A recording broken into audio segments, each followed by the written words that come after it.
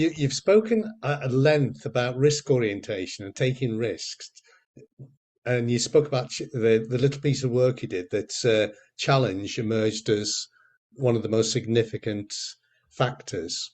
Do you think challenge is one of the big issues in customer service? A challenging yourself to do things different. Because everyone can do the ABC of customer service. Everyone can smile. Everyone can, say thank you, the basics. But very few people can be bold enough to do things differently. Yeah, like I'm doing a project with one of the clients that they have, it's a cinema, right? And they have someone to receive the customer at the door, someone to serve them in the lounge, another person to serve them in the screen, another person to say bye-bye to them.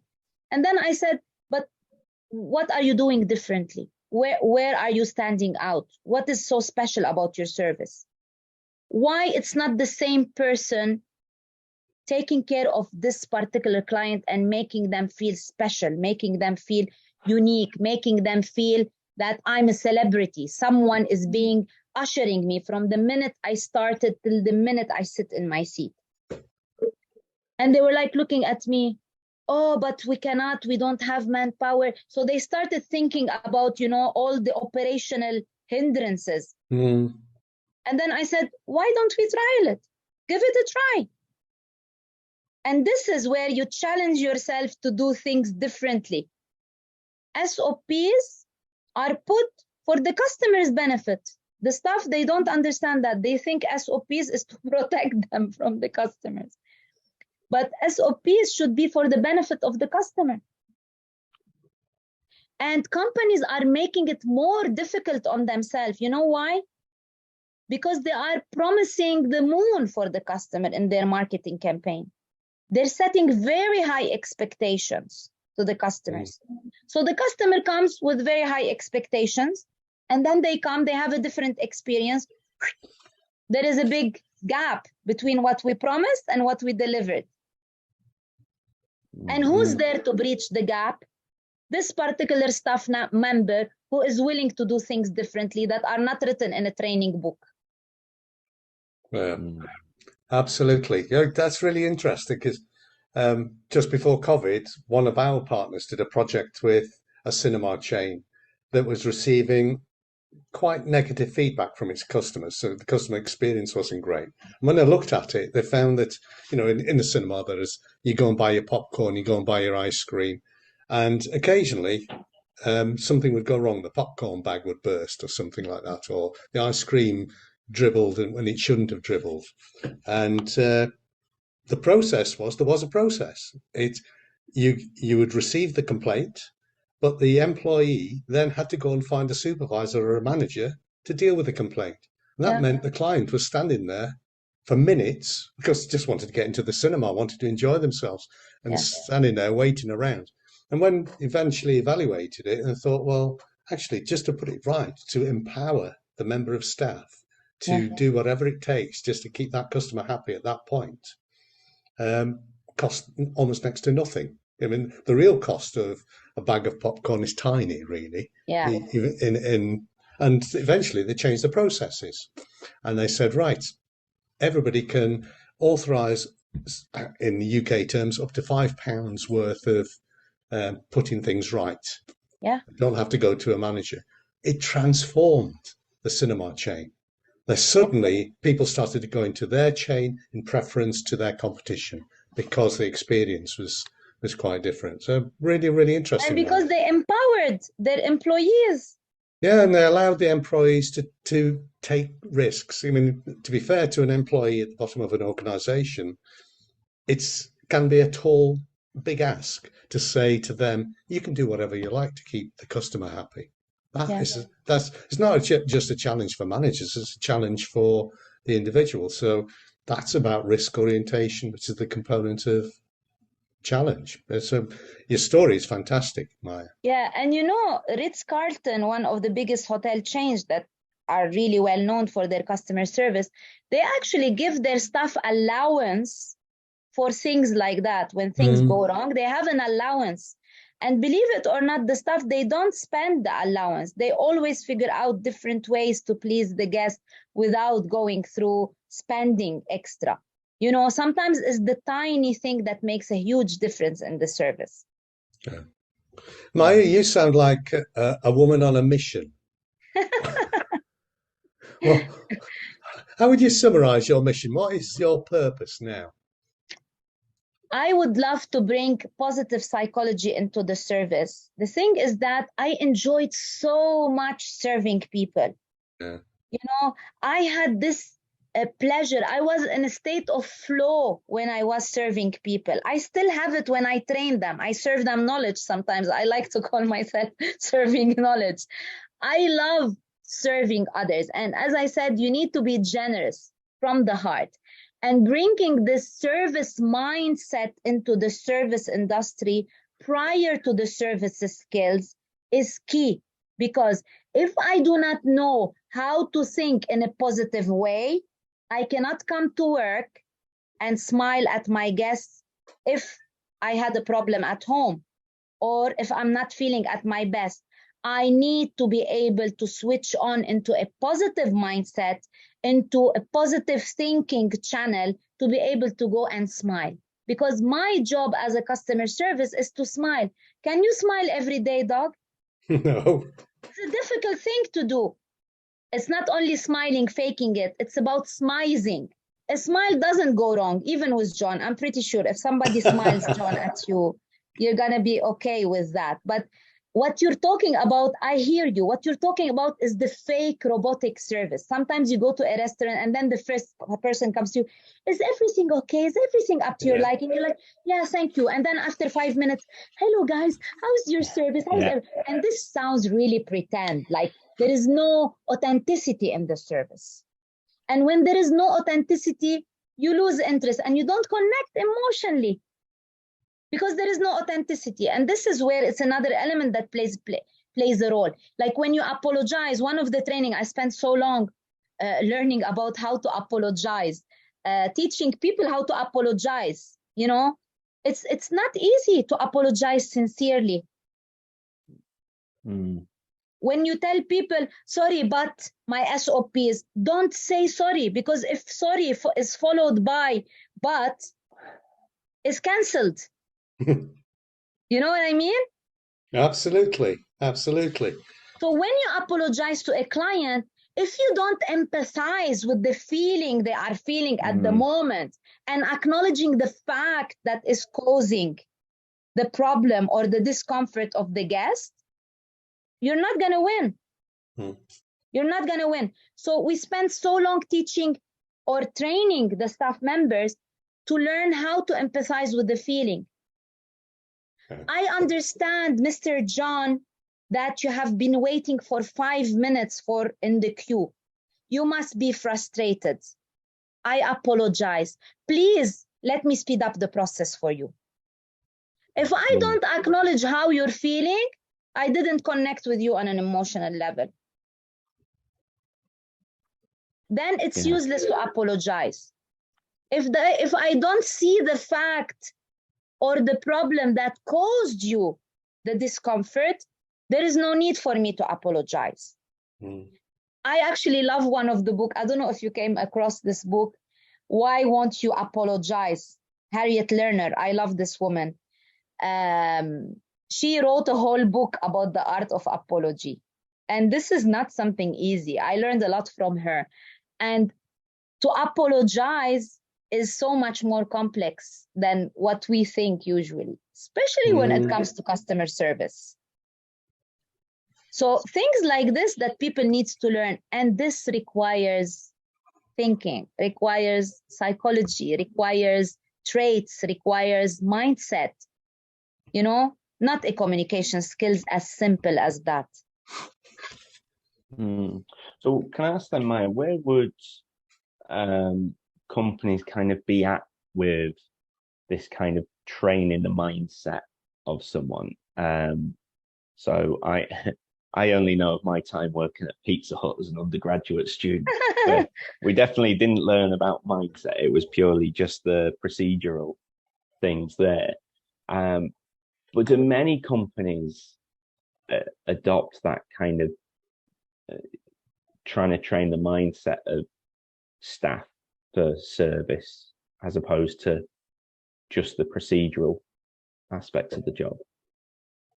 It gets very challenging in the corporate world when it comes to companies investing in training, because companies who do not understand the importance of employee experience, EX, will never achieve CX, which is customer experience. Companies that really care about their employee experience can achieve a greater customer experience. And when we talk about employee experience, we talk about building the right mindset. When you build the right mindset, you need to take care of people well-being. To take care of people well-being, you need to create psychological safety in the organization. And when you have psychological safety, you need to reward. You need to acknowledge people. You need to make sure you have the right environment. So it has a lot of elements, but very few companies, I mean, from my experience, I work with great clients that they really put efforts and put a lot of investment in training. But I see very few companies, they understand how important is the mindset of their employees. I want to give you a simple example, and that came to my mind now. We were doing a project with another colleague of mine. I was collaborating on a project, and we discovered that in one location, it was different location, different branches. In one branch, the staff always, we were doing on-the-job observation and coaching. In one branch, the staff in the morning are super down. Nobody is smiling. Nobody is, engaging with the customers. And only in this branch, in the morning hours. So we were wondering what was going on. And then I told this guy, I said, you know what? I'm going to come for the back of house before they arrive to work. And I'm going to observe what's happening behind the back of house. I go to the back of house and I attend the morning briefing with them. Oh my God, I felt I'm in the army, people being prepped for a war zone. The way the supervisor was talking to the staff, as if he was whipping them. Honestly, it was, even me, I felt demotivated. I don't want to work anymore during the day.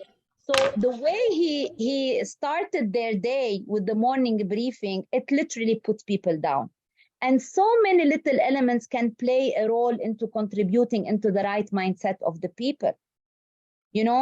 Helping them find the purpose, aligning them. I mean, in the engagement equation, we look at two main things: the job satisfaction, maximum satisfaction with maximum contribution.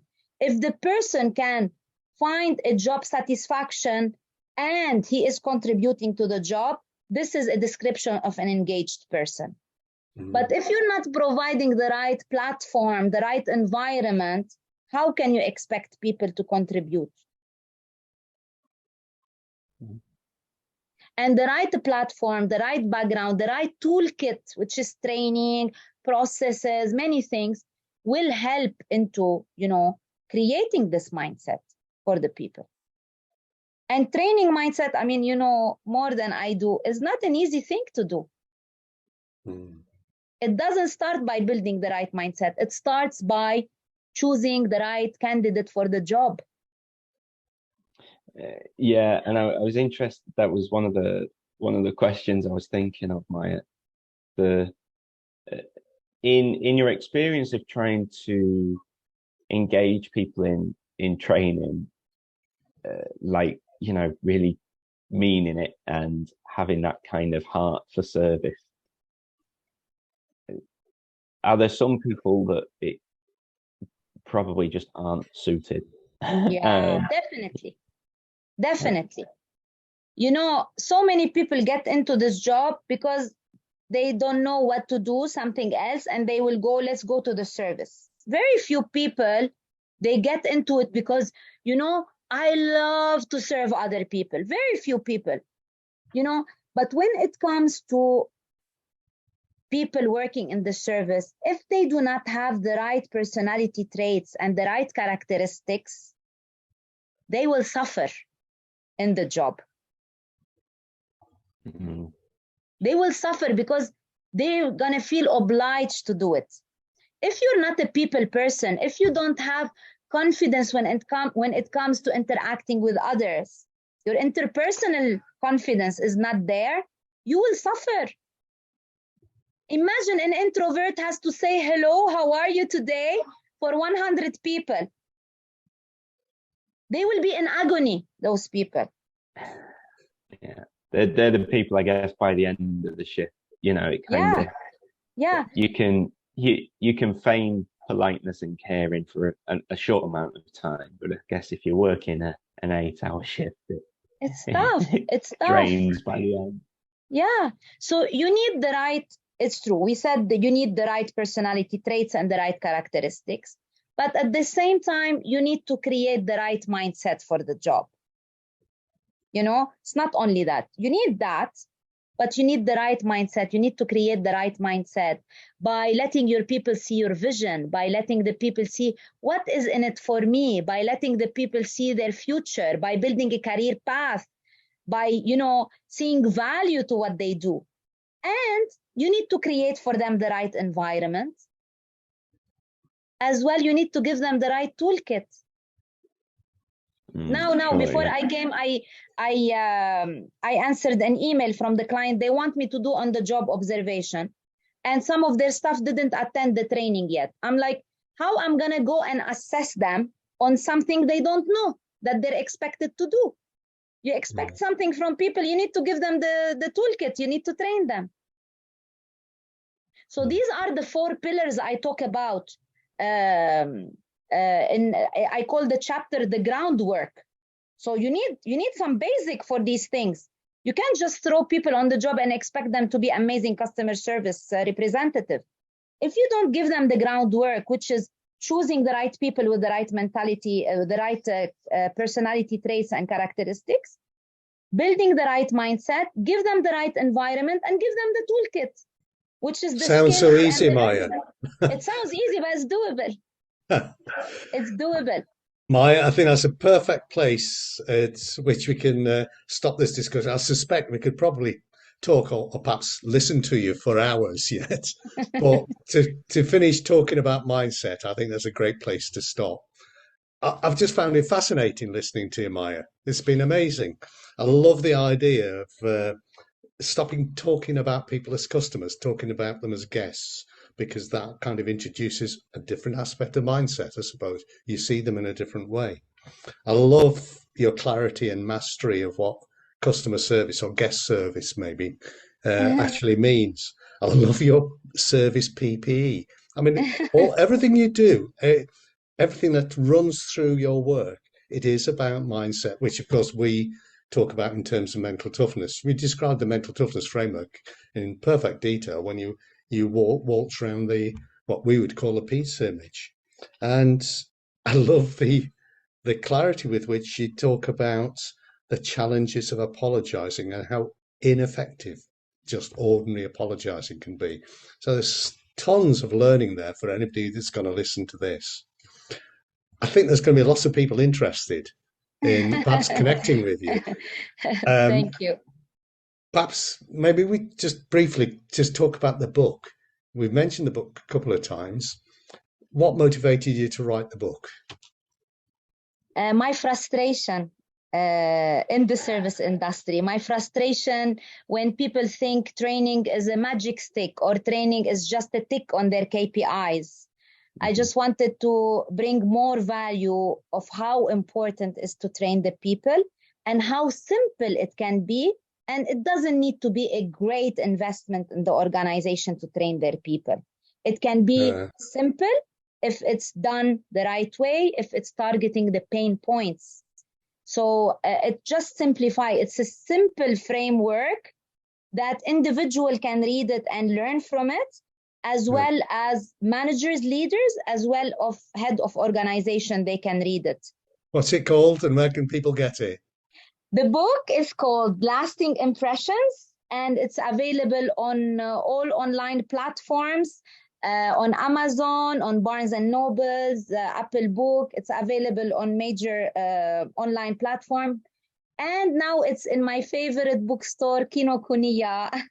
Right. Well, I know you've promised me a copy, so that would just make the flight Definitely. over worthwhile. If people want to get in touch with you, Maya, how can they get in touch with you? They can either send me an email on maya@maya-mattar.com, or just log into the website www.maya-mattar.com, as simple as that, or find me on LinkedIn and most social media platform. Wonderful. Wonderful. Thank you That's so great. much for having me. It was a pleasure, and looking forward to continue the discussion with you.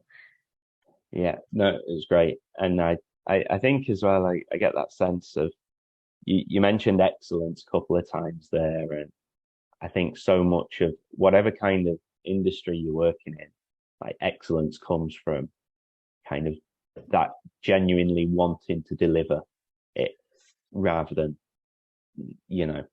having ticked the training boxes and just following the protocol. So I think that's very insightful.